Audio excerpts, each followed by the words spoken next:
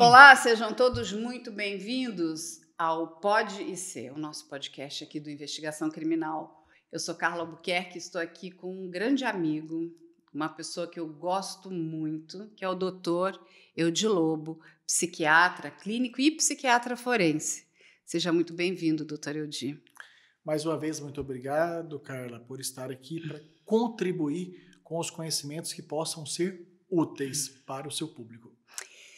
Para o nosso, né, doutor Eudi, porque o público é nosso, é de todo mundo. E eu é que agradeço por dividir sempre tanto conhecimento com a gente. Mas eu quero começar lhe fazendo a seguinte pergunta. Por que a carreira de psiquiatria e mais, por que a psiquiatria forense? Perfeito. Ao longo da minha formação, vários e vários amigos meus, pelo meu modo de ser, relacionar, falar e interessar pela psiquiatria, já previam que eu ia ser psiquiatra. Confesso que até resisti um pouco. Inclusive, prestei prova de residência médica para otorrinolaringologia, por uma questão que eu avaliava que a otorrinolaringologia tinha os 3 vertentes da medicina, que era a parte clínica, mais exames complementares com aparelhos e cirurgia. Mas só eu estava errado. Os meus amigos e professores estavam certos. Então, na hora de decidir pela carreira, foi pela psiquiatria. E especialmente pela condição que eu sempre tive como habilidade de ouvir as pessoas com atenção, carinho e respeito, independente daquilo que estivessem falando pudesse ser considerado ilógico, estapafúrdio, condenável, repreensível e assim por diante. E da psiquiatria forense foi gradativo, no sentido que eu conheci o professor Taborda, agora falecido, e eu passei a seguir as aulas dele de psiquiatria forense, que é uma subespecialidade da psiquiatria. E cada vez mais fui achando o assunto instigante, legal, interessante, desafiador, que obrigava a pensar e dava margem para fazer algo que eu gosto muito, que é trabalhar em equipe. Tanto é que todos os trabalhos atuais, eles têm, além da psiquiatria forense, a psicologia jurídica, a assistência social judiciária e muitas vezes a medicina legal. E agora estamos ampliando, incluindo inclusive a genética forense. Mas quando você estava ali, né, ainda na sua fase de residência, ali na área de psiquiatria, quando a gente para pensar, né, a gente tem a psiquiatria clínica e a psiquiatria forense é um mundo completamente novo, diferente, porque você vai trabalhar com a questão jurídica, com a coisa jurídica, né? E isso é extremamente importante quando a gente está falando de crimes graves. Entender o porquê que aquela pessoa cometeu aquele determinado crime, entender se ela estava em condições, né, vamos dizer, se ela tinha os plenos poderes de tomar aquela decisão, ou se ela tinha algum adoecimento mental. Quando que foi, doutor Eudi, conta pra gente, que veio esse desejo? Já existia antes de fazer a faculdade, de querer saber mais sobre esse universo? Ou isso realmente nasceu dentro da residência? Perfeito. É uma lembrança que, inclusive, eu não ia ter se não estivesse sendo estimulado. Eu lembro que eu ainda morava na zona rural, porque eu morei na zona rural até os 11 anos de idade, lá no interior de Goiás, lá no Rio do Peixe, que é um povoado do município de Santa Cruz de Goiás. E naquela época tinha um programa no SBT que acho que chamava Aqui e Agora, ou Aqui Agora. Aqui Agora, isso. E que tinha um repórter policial, acho que falecido, Gil Gomes. Sim, então, Gil Gomes. Gil Gomes. Famoso Gil Gomes. Falava, matou, lembra? Era morte matada ou era morte morrida? Ele tinha lá umas cenas e tal. Então, acho que o meu interesse pelos temas policiais relacionados à temática criminal, os primeiros estímulos que eu tive foi assistindo ao jornalista Gil Gomes do programa Aqui Agora. Carla, e eu vou dizer que tinha anos e anos que eu nem me lembrava disso. E aí é uma coisa que fica, né, na mente, e que esse desejo profissional acabou se despertando lá na frente. Foi cumulativo, né? E, assim, há quem diga que eu sempre tive mais interesse de conversar profissionalmente com advogados do que com médicos.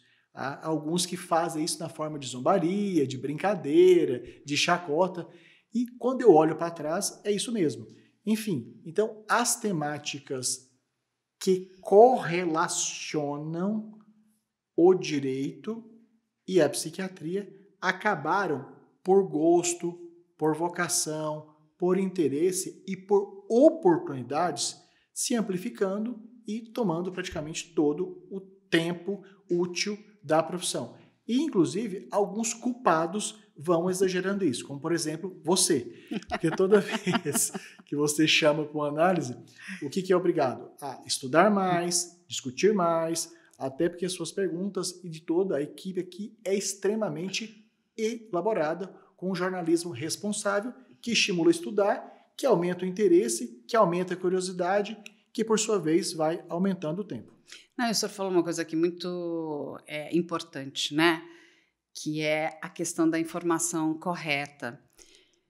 Quando você até falou ali do Gil Gomes, minha paixão, as pessoas também perguntam, mas por que você tem essa paixão? A minha já veio do Goulart de Andrade, que era o Comando da Madrugada. Eu não perdia um. Passava às sextas-feiras à meia-noite, todo mundo queria sair, eu queria ver o Comando da Madrugada. Naquela época a gente não tinha nem como gravar, né? Então você tinha que assistir, senão você perdia o programa.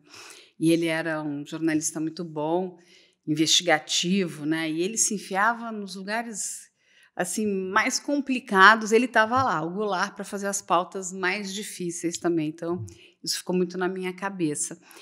E essa questão da gente trazer uma informação correta, uma informação com mais qualidade, eu acho que isso é muito importante, principalmente nos dias que a gente vive, onde existe ali todo um desejo, né, inclusive da própria sociedade, de entender por que determinadas pessoas vão cometer crimes tão perversos, bárbaros e cruéis.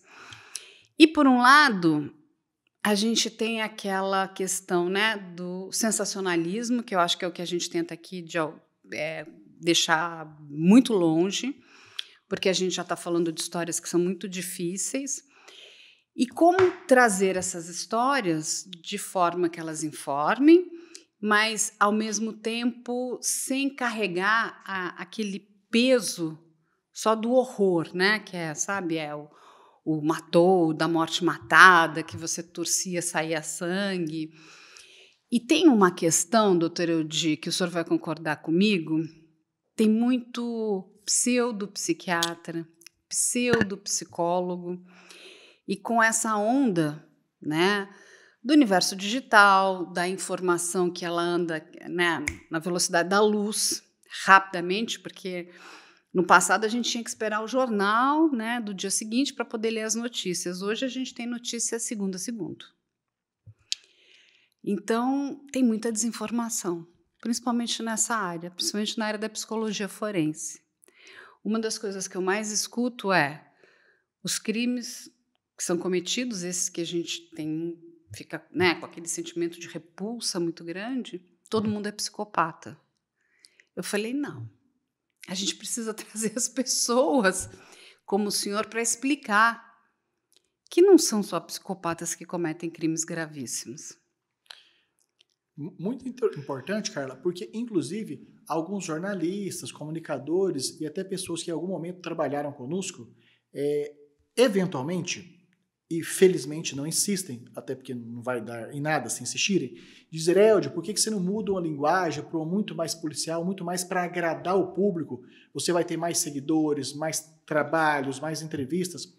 Só porque tem algumas coisas, Carlos, que elas são genuínas, elas são próprias, elas estão no nosso DNA e que, por sua vez, são consolidados na criação, reafirmados na formação acadêmica e que reflete o nosso dia a dia. Portanto, esse compromisso com a informação correspondente à verdade científica do momento, porque, obviamente, nós temos dados que vão mudando, atualizando, transformando, tendo adequações por motivos variados. Mas o compromisso de ter a informação verdadeira, real, adequada, de acordo com os princípios éticos, morais e científicos, algumas vezes limita a amplificação da nossa imagem e da nossa mensagem. O que não é problema, porque a minha vaidade não está em ter um número infinito de seguidores para admirarem questões que não sejam adequadas, verdadeiras, éticas e técnicas. Eu prefiro um público menor, mas que tenha reconhecimento por esse trabalho que a gente faz com muito esforço para manter a qualidade. Mas não é só uma questão de um público menor, eu acho que é um público que ele é mais educado no sentido de receber uma informação de qualidade, e é um público que, quando entende, ele passa a colaborar também, porque ele vai replicar. Aí é lógico que não com o linguajar e nem com essa postura, vamos dizer, da ciência, mas ele consegue passar para o seu núcleo aquilo que está acontecendo, porque ele absorveu a informação que tinha um conteúdo relevante. E por que eu acho que isso é muito importante, esse crescimento, que seja sustentável, inclusive? Porque quando as pessoas falam, seguidores, parece coisa de seita, né? Assim, você tem... Porque seguidor não é coisa de seita. Quantos seguidores tem na sua seita, né? É muito importante que nós... Não é uma questão de seguidor, mas de pessoas curiosas, pessoas que procurem informação e pessoas que desejem... Pessoas curiosas e pessoas que desejam informação. Para mim, isso é importante. Mas o que acontece? A gente vive num mundo onde a gente sabe, que tem uma parcela de pessoas que não está preocupada com a informação, principalmente nessa área da psiquiatria ou da psicologia forense.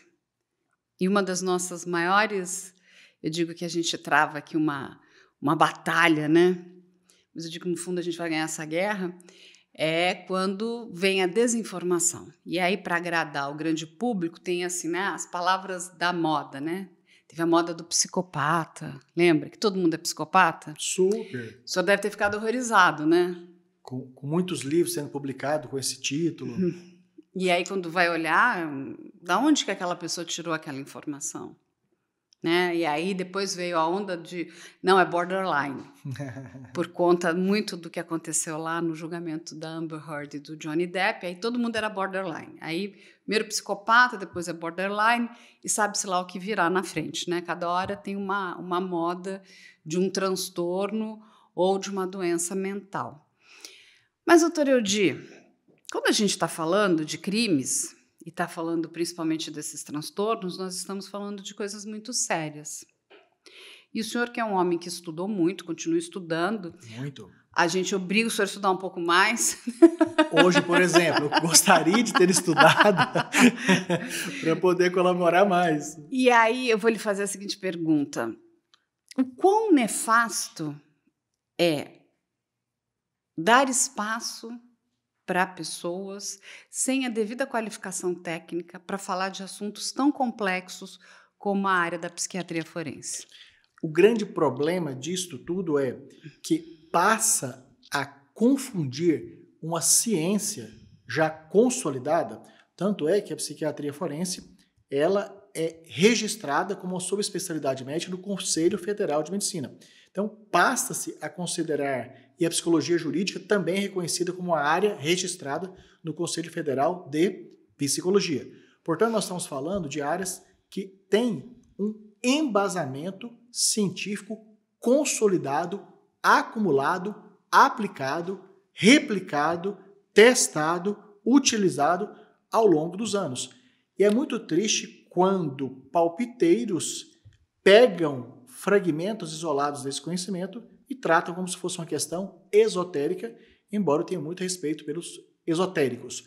Ou seja, é muito triste porque isso acaba gerando entendimentos, conclusões absolutamente fora da realidade, a ponto de condenar pessoas, condenar inocentes, de deixar de levar à profundidade esclarecimentos que poderiam ser muito bem resolvidos de maneira muito mais humana, respeitosa e com a justiça muito mais justa, muito mais adequada, muito mais aprofundada.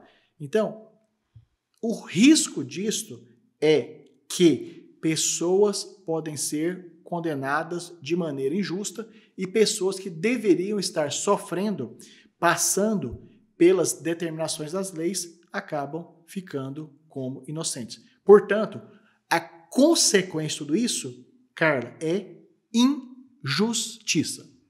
E como é que o senhor que lida, né, seu trabalho praticamente que diário, lidar com a justiça e ver tantas injustiças, né? Nós até já acompanhamos alguns casos juntos de injustiça. Como que é isso? Dá uma sensação de impotência, de não conseguir, né, lutar contra o sistema? Essa sensação de impotência, ela alterna com o entusiasmo, o desafio e a busca de melhorias. E o que de fato a nossa equipe faz de prático? Nós participamos de cursos, contribuímos com escritas, vamos em podcast de alta qualidade como o da Media Land, estamos em documentários, fazemos consultoria, nos disponibilizamos espontaneamente em espaços onde há essa oportunidade de colaborarmos, inclusive voluntariamente. Portanto, nós fazemos uma atuação, de fato, até pode parecer pleonasmo, atuação ativa. E, eventualmente, existem esses momentos de desânimo. Só que, felizmente, eles são extremamente passageiros. Carla, eles não duram mais que uma semana. Não dura mais que uma semana? Não. Não, mas quando a gente vê tantas coisas erradas, e você vê também, né, doutora Eudi? É lógico que, assim, tem muitas coisas que nos motivam, né? Inclusive os próprios erros nos motivam a continuar, porque a gente sabe que é um erro do sistema. Às vezes o sistema está errado. Por isso que tantos atores dentro do sistema acabam se beneficiando dos erros, acabam cometendo erros, né? E outros acabam se frustrando com os erros. É um sistema que é complexo, principalmente quando a gente está falando do nosso sistema de justiça. E vendo vocês, porque a gente está muito mais nos bastidores, né? Digo, a gente está mais aqui, vocês estão ali no front. Não é fácil quando a gente entende que algo, né, está acontecendo da forma errada, injusta, e ela não anda, ela não se transforma. Dá um sentimento de frustração, não dá? Desconfortável. O que acontece, Carla? As fases de vida vão passando e nós vamos tendo, de acordo com a maturidade, tanto pessoal como também das habilidades profissionais, nós vamos lidando de maneira a adaptar-se ao longo do tempo.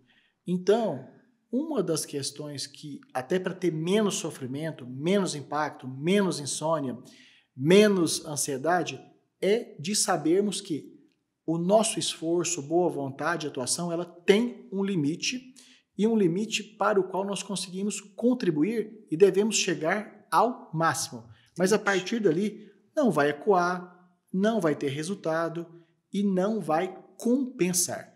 Então, nesse momento, no meu estágio de desenvolvimento pessoal, profissional, relacional e de prestação de serviço nesta temática, está numa percepção que o esforço compensa até um determinado limite e que a partir dali ele será inócuo. Isso até parece um pouco controverso, como se fosse um tanto de admissão, um tanto de conformismo. E não é. É apenas uma adaptação, porque chega-se também um momento de vida que é necessário o egoísmo protetivo. Ou seja, entendi. Esforça-se, propõe-se, interage-se, posiciona-se, realiza-se, mas tem um determinado momento que tudo isto, mesmo com intenso investimento de energia, não vai levar aquilo adiante. De modo que ali está o limite que eu cunhei esse nome de egoísmo necessário. O egoísmo necessário. Muito bom, doutor Eudi. Mas me conte uma coisa. Como é que você faz, inclusive porque o seu dia a dia lidar com casos muito difíceis, né? E diferentemente das pessoas, você tem acesso a detalhes, a imagens que não são fáceis de serem vistas, de nós como seres humanos, de lidarmos com aquilo. Como é que o médico, o psiquiatra forense, o doutor Eudi, lida com tudo isso? Isso também às custas de terapia, de esforço, de boa vontade, de orações da mãe. A mãe manda as orações. Dona Neida está lá girando o tercinho. É. Então, esse conjunto de vivências vai fazendo com que nós tenhamos cada vez mais apropriação de umas condutas, trabalhos, exercícios mais técnicos e racionais e menos emocionais. Ainda que tenha estes reflexos, essas repercussões, esses incômodos no dia a dia. Ou seja, o que nós fazemos é caminhar para a racionalidade cada vez mais. E a subjetividade nessas questões ficar cada vez mais contida e reservada.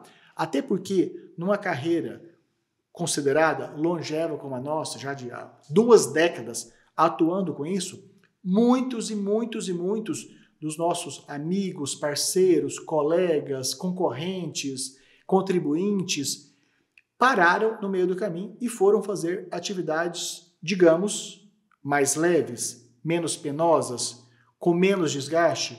Então, e o que eu fui aprendendo e observando que os sobreviventes, os que continuaram nessa carreira tão desgastante, foram aqueles que conseguiram administrar de ir aproximando da racionalidade e contendo a subjetividade.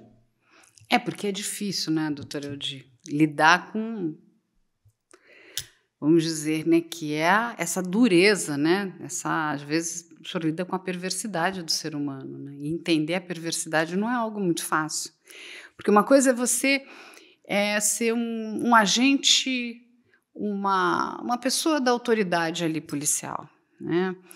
Outra coisa é vocês que lidam com toda a cabeça daquele universo de extrema perversidade, porque o agente policial ele vai lá para recolher provas, materialidade, não é isso? Uhum. Saber se aquela pessoa foi ela que cometeu aquele determinado crime ou não, entender quem é a vítima. Mas a psiquiatria forense, a psicologia forense, ela vai estudar a cabeça daquela determinada pessoa. Por que é que ela fez o que fez? Uhum. E não é fácil. Até porque nós sabemos também que quando vocês estão trabalhando com essas pessoas, o tempo é muito curto, não é isso? Esse é um desafio enorme, ou seja, de termos que captar, interpretar, discutir em equipe, produzir, revisar e concluir questões tão complexas e que, em parte, vão ser altamente determinantes para um desfecho jurídico, para quem tem essa responsabilidade conjunta, com vários profissionais trabalhando ao mesmo tempo, de fornecer a melhor, a maior, a mais competente informação científica, técnica, metodológica, para que os julgadores possam ter os melhores resultados para os indivíduos envolvidos, para os personagens da justiça. Agora, deixa eu lhe fazer uma pergunta que é uma curiosidade de muita gente. Quando você está ali analisando, avaliando uma determinada pessoa, né? A gente sabe que no nosso país, nas nossas leis, né, o criminoso ele tem o direito de mentir. Na verdade, ele tem o direito de inventar a quantidade de versões que ele quiser. É um direito constitucional dele. Eu nunca entendi isso direito também. Porque eu acho que, assim, eu ainda gosto mais das leis americanas. Você não precisa produzir prova contra si. Simplesmente cale-se. Né? Não precisa ficar inventando milhares de loucuras ali no sentido de cada hora uma história. Né? Como é que é lidar com essa pessoa que você não conhecia antes, que pode estar mentindo, né? Porque ela também A gente sabe que a confiança é uma coisa que você ganha com o tempo. Uhum. Naquele primeiro momento, você chegou, você está tratando daquele caso, aquela pessoa está te olhando, ela não criou um elo de confiança ali com você. E tudo que vai estar sendo analisado, está sendo... Lógico que você vai ter todo o material do processo, aquilo tudo, mas muito é no que aquela pessoa vai trazer e vai falar para você. Perfeito. Ainda hoje eu estava conversando com o médico legista, Dr. Sami, que inclusive várias vezes fez parte da nossa conversa. E aí estávamos discutindo um caso que nós estamos trabalhando em conjunto, e daí, em algum momento, nós usamos uma expressão que você vai gostar, que nós chegamos à seguinte conclusão. Então, podemos afirmar isso, aquilo, descontadas as mentiras. Ou seja, nós, ao longo do tempo, nós temos o conhecimento objetivo do livro, do artigo científico, do curso, e temos o amadurecimento, a evolução das habilidades.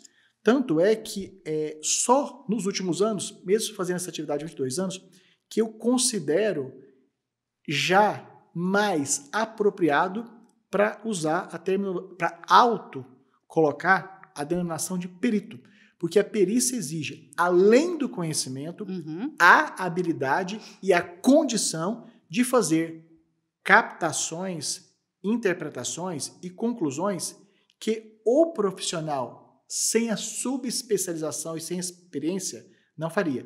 Portanto, cada vez que nós vamos progredindo, nós conseguimos ir com mais condições de segurança, separando verdades e mentiras, falseações de forçações, distorções de questões que sejam verdadeiras e alinhadas. Então, é a experiência que vai fazendo isso, de modo que vamos ficando mais confiantes e vamos aprendendo técnicas que não estão postas, escritas no dia a dia do aprendizado pedagógico.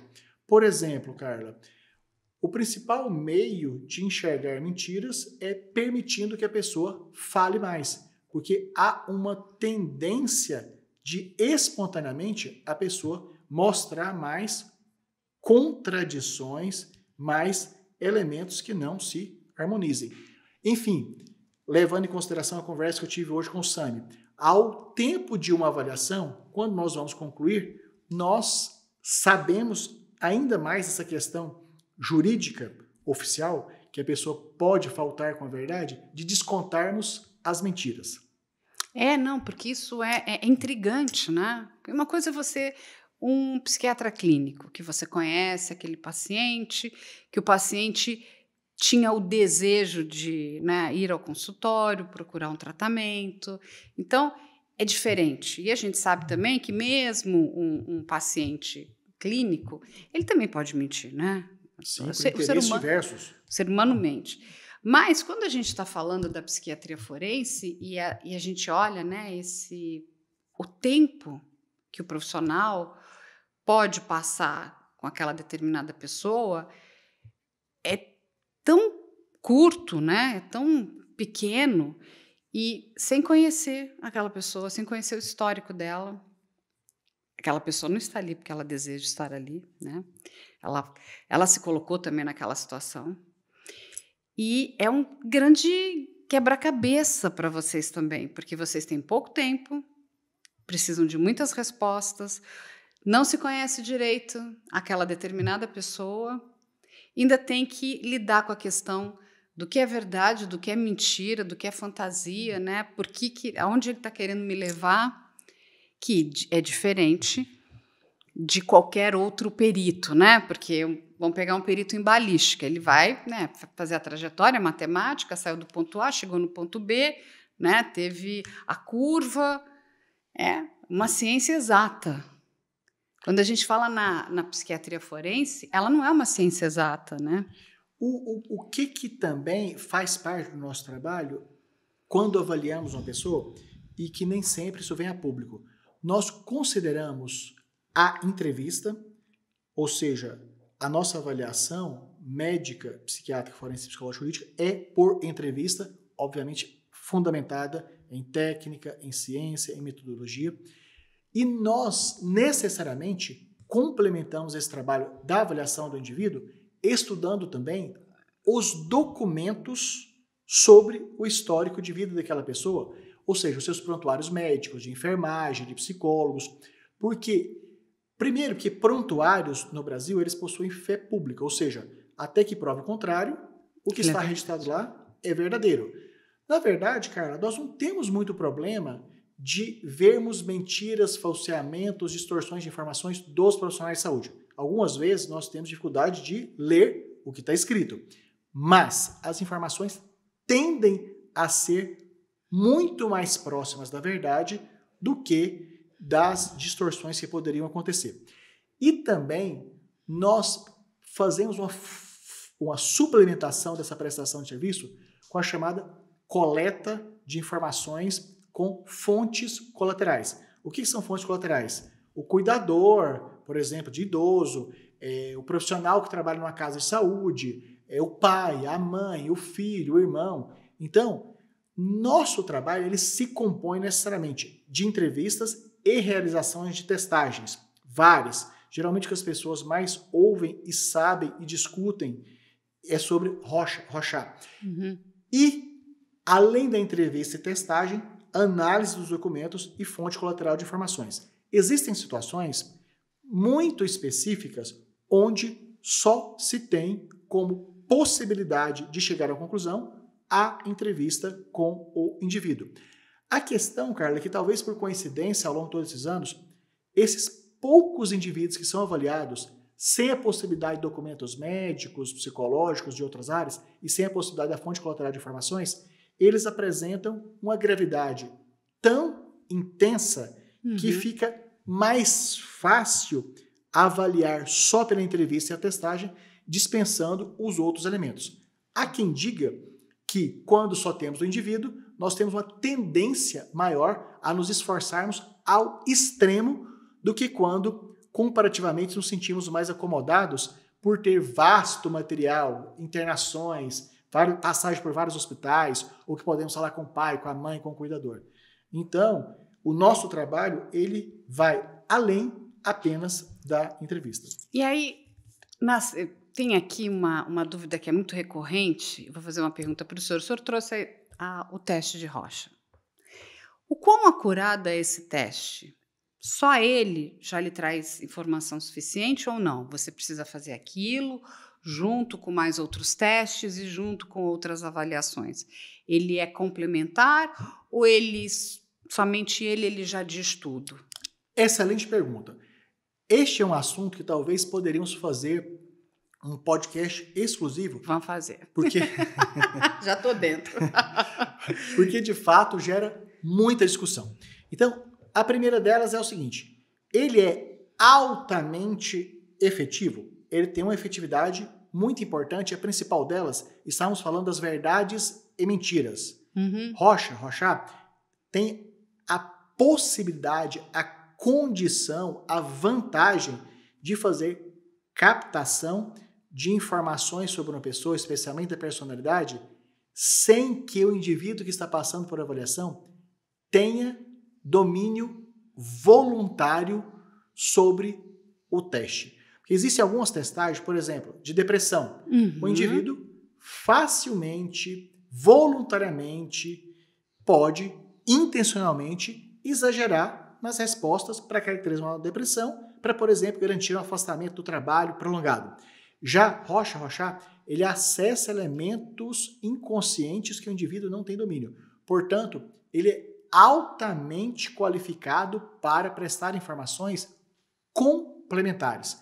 Porque na nossa área, nas neurociências forenses, o diagnóstico ele é dos profissionais. E a testagem ela é um complemento. Rorschach, até alguns anos atrás, ele figurava como uma testagem, uma avaliação com uma propriedade enorme, porque ainda não tinham evoluído outros testes que pudessem ser pareados em qualidade. Agora, como temos outras possibilidades de testagens, não é que ele perdeu força, é que outros passaram a ter o mesmo ou semelhante ou equivalente valor. A questão é que geralmente quem chega primeiro tende a marcar um território maior, isso em diferentes áreas de conhecimento. Portanto, os operadores do direito geralmente se lembram muito mais de Rocha. Por quê? Porque foi o primeiro a ser mais reconhecido, utilizado, valorizado, como, por exemplo, nos exames criminológicos, que são aqueles que se prestam a tanto orientarem um planejamento da pena no seu início ou a verificarem a possibilidade do indivíduo progredir de regime, por exemplo, de fechado para aberto, para semiaberto e até para liberdade. E aí, quando esse teste é aplicado, doutor Eudes, me corrija até se eu estiver errado, não necessariamente, por exemplo, o senhor pode aplicar esse teste e a sua conclusão é científica, mas é subjetiva, correto? Ela está mais perto, eu não faço aplicação, mas nossa equipe tem, por exemplo, a doutora Elis Trindade, que faz a aplicação do teste. Aí, um outro profissional pode aplicar e ter uma outra leitura. Essa que é a minha dúvida. Ou todos os profissionais terão a mesma leitura em relação àquele teste? Excelente, Carla. Pergunta excelente. Nós temos algumas áreas da saúde que têm respostas e conclusões nas testagens do tipo sim ou não de forma definitiva. Por exemplo, a pessoa tem dúvida se tem a infecção por HIV. Uhum. O teste vai dar resposta do tipo sim, tem, ou não, não tem. Uhum. Enquanto que a testagem Rorschach, ela é técnica, ela é científica e ela tem uma alta conclusividade e que profissionais qualificados vão chegar a um resultado muito semelhante, dificilmente idêntico, muito semelhante, mas ainda não se compara em termos de objetividade com resposta do tipo sim ou não, como por exemplo da infectologia. Entendi. E quando a gente está falando desses testes, né?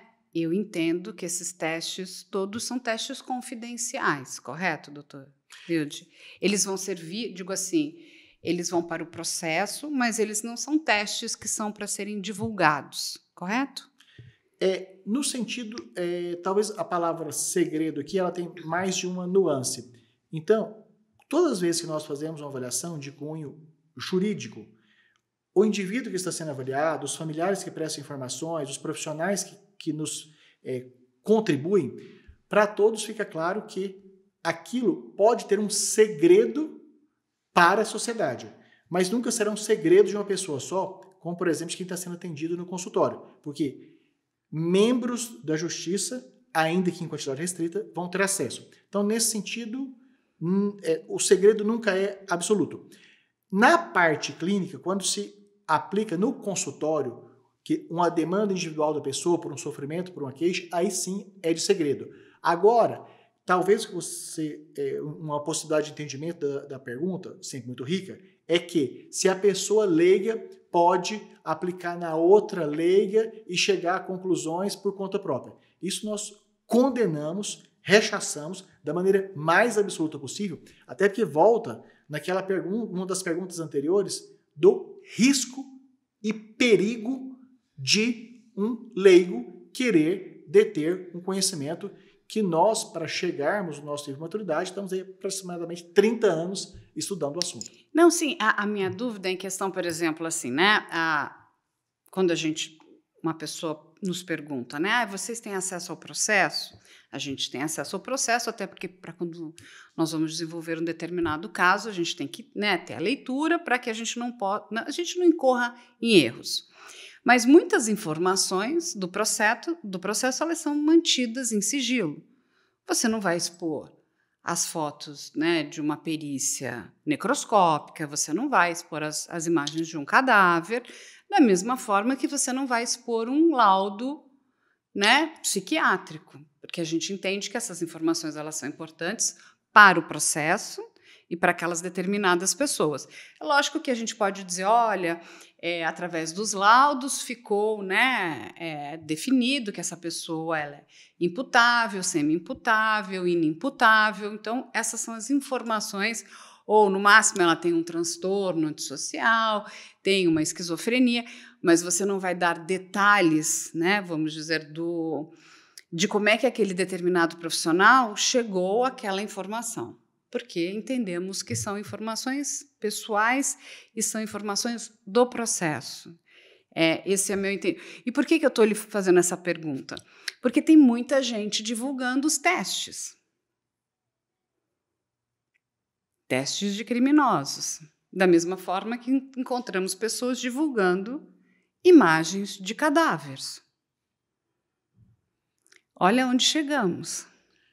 Perfeito, ou seja, isto inclusive, algumas vezes chegam para nós informações que são sigilosas para avaliarmos e não aceitamos, porque nós temos o mais absoluto respeito pelo segredo de justiça e uma contratação nossa inclui tanto o termo de confidencialidade como também acessarmos o processo a partir da permissão judicial das autoridades, como por exemplo delegado, juiz, promotor e assim por diante. Então, infelizmente, isso acontece de maneira absolutamente irresponsável, inclusive em alguns veículos de comunicação, Carla. Sim, não, é chocante. Eu estava lendo uma matéria, vai sair um livro aí sobre a história do maníaco do parque, onde o autor do livro está expondo o teste de Rorschach dele, sugerindo que o maníaco do parque cometeu os crimes que cometeu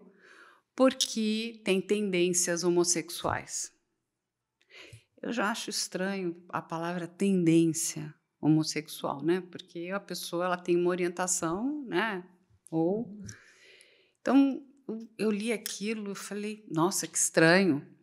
Eu falei, vamos esperar o livro sair para saber se isso realmente é uma realidade. E eu digo aqui que eu acho isso uma irresponsabilidade você sair expondo esses materiais, né? Porque você gera aí toda uma grande gama de desinformação, porque não é qualquer pessoa que tem a capacidade, né, e a qualificação técnica para ler esses testes. Tô certa, doutor? Exatamente. Então, todas as vezes que a desinformação leva a entendimentos, julgamentos, interpretações e conclusões torcidas, acho que nós estamos cometendo, no mínimo, um pecado. É um pecado grande. Já que não é considerado, em muitas dessas situações, crimes. E, mais uma vez, nós estávamos, inclusive, conversando no intervalo aqui com alguns profissionais da sua equipe, do modo como você consegue extrair informações valiosas de familiares, de informantes, exatamente por transmitir e garantir a questão do respeito, do sigilo e da consideração pelas pessoas, independente do que elas fizeram ou deixaram de fazer. Não, isso sempre. Eu acho que o respeito é a palavra-chave. A gente precisa respeitar, porque senão vira uma grande de uma bagunça, né? E aquela coisa, né, doutora Eudia, a confiança você só quebra uma vez. Quebrada está, né? Você não cola confiança. Mas deixa eu lhe fazer uma outra pergunta, que essa é uma curiosidade minha. De todos esses casos, o senhor está na área forense há muito tempo, qual foi o caso, e não importa o ano, se você pudesse escolher, eu gostaria de ter atuado nesse caso? Que eu atuei ou que eu não atuei? Você não atuou, que você gostaria de ter podido atuar, mas que você, enfim, estudou, ou leu, ou conheceu. Por exemplo, esse do Trump. Esse do Trump é um caso que eu gostaria de atuar. Por quê? Conhecer a cabeça do atirador, é isso? Perfeito. Por quê, Carla? Nós conseguimos, nós que eu digo, os profissionais especializados, nós conseguimos fazer o que se chama de autópsia mental. E, de novo, o que é autópsia mental? É nós resgatarmos, reconstruirmos, buscarmos informações, dados e chegarmos a uma conclusão sobre elementos cognitivos, de memória, atenção, concentração, inteligência, ideais, planejamentos de uma pessoa, elementos comportamentais, agressivos, não agressivos, de falseamento, criminal e afetivos, ou seja, quem aquela pessoa amava, quem ela odiava e assim por diante, e relacionais, quem eram os relacionamentos, como eram. Então, nós temos condições técnicas com alta segurança e baixa subjetividade de avaliarmos um indivíduo já falecido, que se chama autópsia mental. Então, um caso dos sonhos é esse de Mas avaliação. vamos ter que trazer esse caso. Se dá para fazer essa autópsia mental, o que você precisa? Eu vou correr atrás de tudo. Quais são as informações? Todas essas? Ou seja, de novo, lembre quando eu falei que quando nós avaliamos o indivíduo por entrevista, para diminuirmos o risco de mentiras, distorções, negações, induzimentos, nós vamos atrás dos documentos, especialmente saúde e doença, e vamos atrás de entrevistas, do histórico dessa pessoa. Então, quando a pessoa morre, não deixou de ter todos os outros elementos que também fazem parte da avaliação do vivo. Desculpe o entusiasmo. É muito bom isso. Ó. Então, as pessoas mortas podem ter a reconstrução de suas mentes, ou seja, é possível avaliar essas pessoas. Fazemos autópsia mental, por exemplo, Carla, exemplo prático, para segurar temas de seguradora. Se a pessoa suicidou ou foi assassinada. Porque tem situações de mortos onde há uma dúvida tremenda se aquela morte foi por suicídio ou foi por um assassinato ou por uma simulação de suicídio. E quando nós fazemos a autópsia mental, nós temos ou conclusões muito assertivas ou muito próximas da assertividade. Outro momento que fazemos a autópsia mental. Por quê? Que é um tema que eu gosto tanto, que também parece esotérico, parece apenas subjetivo, parece apenas uma criação e que é absolutamente científico. Quando, por exemplo, uma pessoa falece e aparece um testamento. E aí, naquele testamento tem lá o benefício para algumas pessoas ou a retirada de benefício para outras. Nós conseguimos também fazer uma autópsia mental para vermos se aquele testamento foi feito sob condições espontâneas, voluntárias, conscientes, ou induzido, ou coagido, ou até falsificado. Doutor Eudi, a gente já tem o nome do próximo programa com ele, autópsia mental. Olha ali naquele quadro, ali tem vários que já não estão mais aqui, né? Foram para, enfim, para algum lugar aí, morreram. Qual deles que o senhor quer para começar? Fazer autópsia mental, que é o Ted Bundy. Eu tenho tudo dele. Opa! Nunca tinha passado pela cabeça. Ó, Ted Bundy, tem o Dahmer, Manson, BTK, do Gacy. Qual que você quer? Eu tenho tudo. Todos os processos. Não, tenho todo o material mesmo. Processual dos Estados Unidos. Por motivo de tempo, vamos pegar aquele que tem um conteúdo menor, porque todos aqui são altamente desafiadores. Não, porque é interessante, né, até fazer uma reanálise, porque alguns, inclusive, foram, de fato, analisados, né? A gente sabe que lá nos Estados Unidos, essa área de psiquiatria forense, de criminal profiling, é muito valorizada. Muito. Tanto é que quando nós participamos de tribunal do júri aqui no Brasil, quando nós participamos do tribunal do júri, até entre operadores do direito gera uma surpresa, com comentários do tipo, nossa, eu pensava que isso era só nos Estados Unidos, na Inglaterra, enfim, enquanto poderíamos ter uma contribuição muito mais ampla para a justiça. Então aqui vamos escolher o que tiver menor quantidade de material. E você sabe que você acabou de falar uma coisa e me veio uma coisa na minha cabeça, que nós temos um número muito grande de pessoas desaparecidas no Brasil. Carla, quando eu vejo essa estatística... E aí... Quando a gente olha, né, e assim, conversando até com a própria polícia, eles nos explicam, tem pessoas que realmente quiseram desaparecer. Elas querem sumir do mapa, por N motivos. Tem outras que não se sabe se essas pessoas morreram, o que aconteceu com elas. Mas aí, com essa questão da autópsia forense, não sei se isso é possível, mas vai ficar aqui também uma abertura, acho que isso tem que ser levado, inclusive, até para a Secretaria de Segurança, porque se você entende que aquela pessoa quis desaparecer, você concorda que você traz até de alguma forma algum conforto para aquela família, no sentido, olha, ela não está morta, ela simplesmente quis ir embora. E a gente precisa também, né, deixar que essas pessoas vão embora. Entende onde eu quero chegar? Sim. Porque é uma coisa seguinte, tem um trabalho da polícia que é insano, procurando pessoas que não querem ser achadas. Elas querem desaparecer porque ou porque tiveram brigas familiares, ou porque não querem mais aquela vida que elas tinham antes. Não é que elas não cometeram crime, não estão envolvidas em crime, não é nada disso. Simplesmente elas... E vai entender a cabeça humana, né, doutor? O senhor entende melhor do que eu. Mas as motivações são as mais, enfim, diferentes. E aí, ouvindo, porque eu estive até na semana passada lá na Delegacia de Desaparecidos, e assim, o número é absurdo.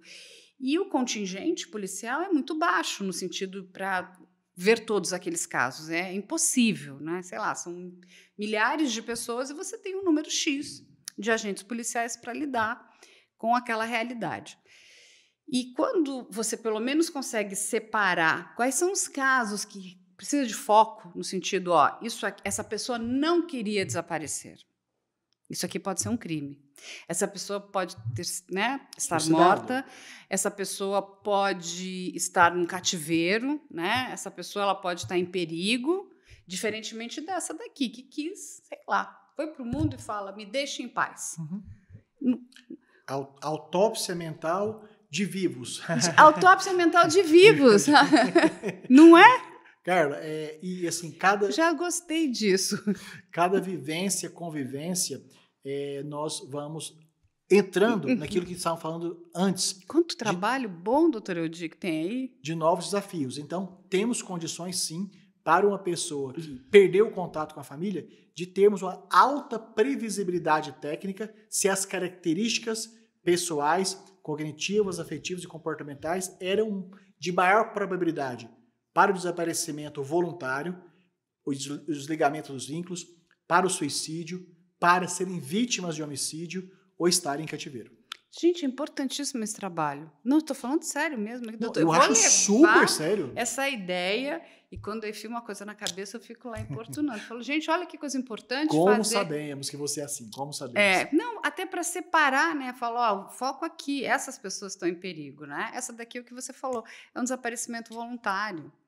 E pode ser porque tinha um casamento infeliz, ou tinha uma relação familiar complicada, ou porque realmente quis ter outra vida. Vai lá saber que vida aquela pessoa queria ter, né, doutor Eudi? Mas, assim, é uma área muito rica, porque é uma área que o senhor estuda a cabeça das pessoas. Carla, e de novo, até parece ser, assim, babação de ovo, né? Mas por que a gente é tão apaixonado aqui em toda a vossa equipe? Porque nós notamos que há estudo, que há preparo. Por exemplo, eu não sabia, e nós temos um relacionamento já há um bom tempo, de tantos materiais coletados, de tantos personagens tão importantes na história mundial. Eu, por exemplo, não sabia disso. Eu tenho certeza que você os estudou. E são materiais muito ricos, né? São materiais muito importantes. Tem um caso americano, não sei se o senhor conhece, que é daquele do Zodíaco. É um caso sem solução. Ele foi um serial killer, tudo indica que foi um homem, pelo retrato falado, e ele deixava enigmas, né, depois que matava a determinada vítima. Eu já olhei, reli aquele caso. Aí tem pessoas que ficaram anos tentando decifrar aqueles enigmas. E eu olhava para aquilo e falava assim, me parece, né, e eu posso dizer, porque eu estudo isso já há muitos anos também, que aquilo era uma grande dispersão. Ele criava aqueles enigmas para criar uma dispersão. Então, enquanto você estava gastando tanta energia para tentar decifrar algo que nunca foi decifrado, você deixava passar pistas importantes. Porque todo mundo... É uma coisa mental, né? Você vai ali... Olha, isso aqui é um enigma, temos que decifrar. Se a gente decifrar o enigma, chegaremos no Zodíaco. Nunca ninguém decifrou. Esse homem nunca foi descoberto. Possivelmente não, certamente já está morto, porque isso é um caso muito antigo americano. E aí você vê a questão de um crime perfeito. Não digo que é um crime perfeito, mal investigado. Talvez sim, mas não que eles não tivessem colocado esforços de investigação. É que colocaram esforços demais em alguma coisa que não se chegava a lugar nenhum. Não era útil. Não era útil. Mas olha que inteligente quando ele fazia essa jogada, porque você ficava ali, né? E aí depois colocaram, aí com o advento dos novos computadores, colocaram esses enigmas, não se chega a nada. Aí estão usando agora inteligência artificial para ver se chega a uma resposta, porque aqueles casos sem solução, né? Quem que matou essas pessoas e por que é que essa pessoa deixava esses enigmas? Será que são enigmas ou são só... Disfarces, É, induções para despistar as autoridades, né? para despistar as autoridades. E aí, deixa eu lhe fazer uma outra pergunta, doutora Eudy, qual é o criminoso mais complicado de se lidar, em termos de transtornos? Quando você... Eu sei que a gente nunca tem um transtorno só, às vezes eles estão combinados, mas quando você está cuidando de um determinado caso, qual é o mais complexo? O mais complexo são aqueles que entram no processo de demenciação, ou seja, a demência, que é um conjunto de prejuízos na memória, atenção, concentração, nas capacidades de lembrança, resolver problemas, as pessoas não ficam demenciadas, quer seja por Alzheimer, quer seja por álcool, quer seja por um traumatismo crânioencefálico, as pessoas não ficam caducas, demenciadas do dia para a noite. Ou seja, há uma transição de um estado de normalidade das funções mentais de independência para a de dependência. Essa transição da pessoa sem demência para a demência é a mais desafiadora de todas, porque misturam simultaneamente mentiras voluntárias, informações errôneas involuntárias,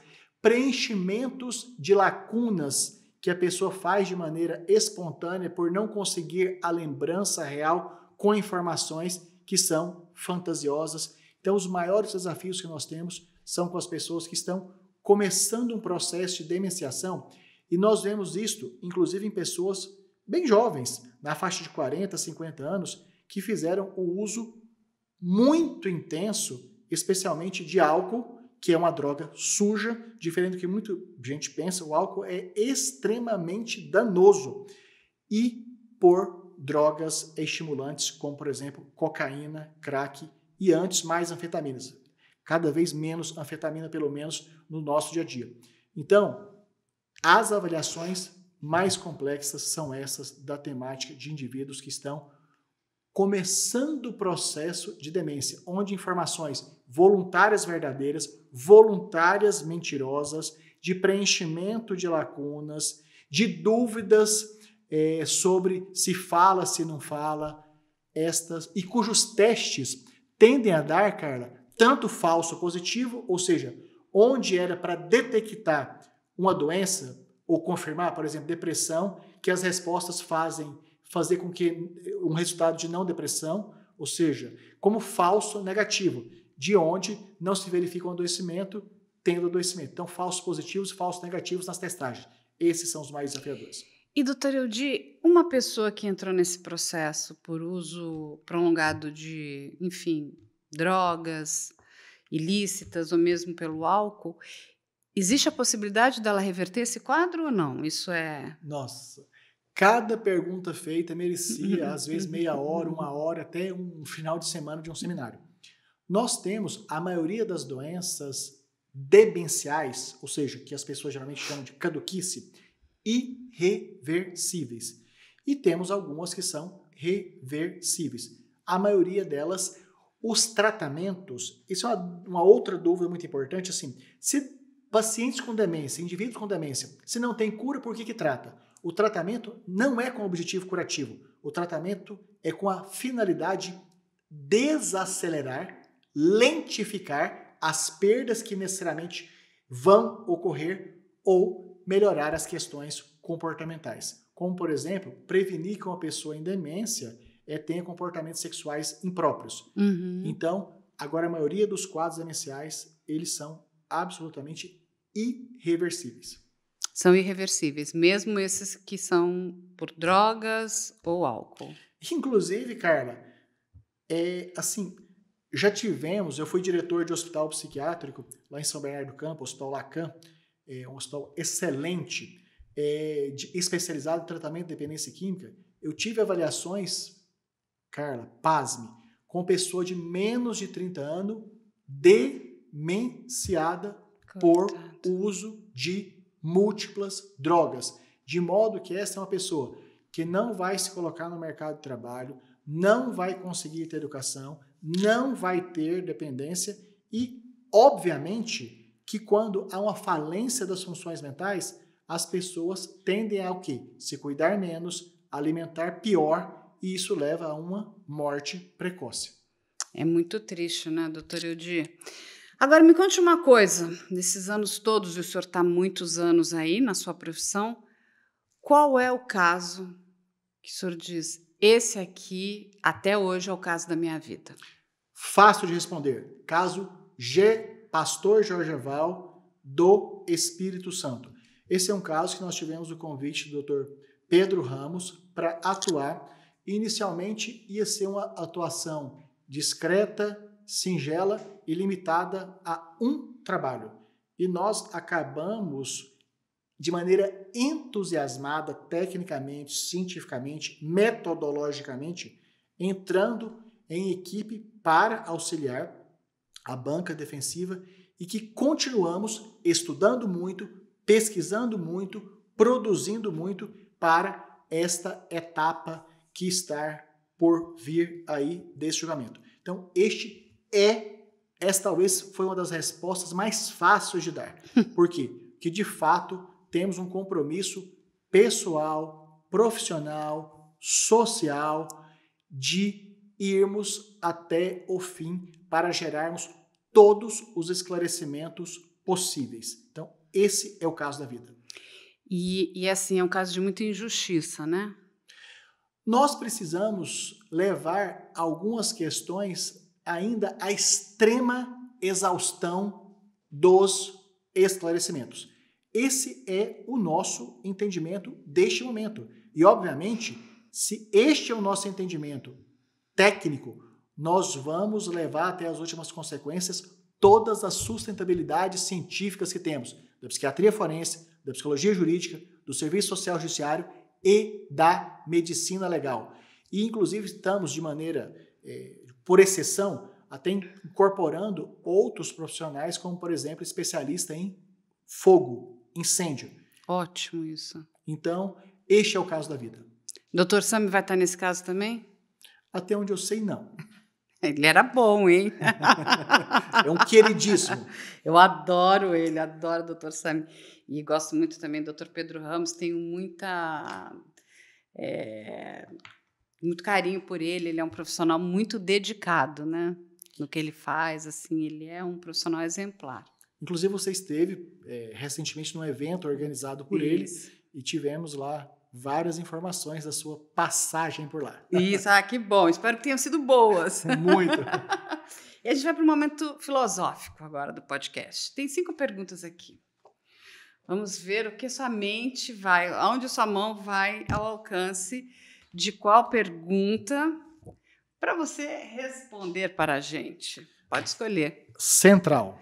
Vai no centro, ó, que danado. Central. Qual é a pergunta? Olha o que ele pegou. Existe crime perfeito? Nunca vi um crime perfeito. Talvez o primeiro vai ser esse americano do Zodíaco. Zodíaco. Parece Nunca perfeito, vi né?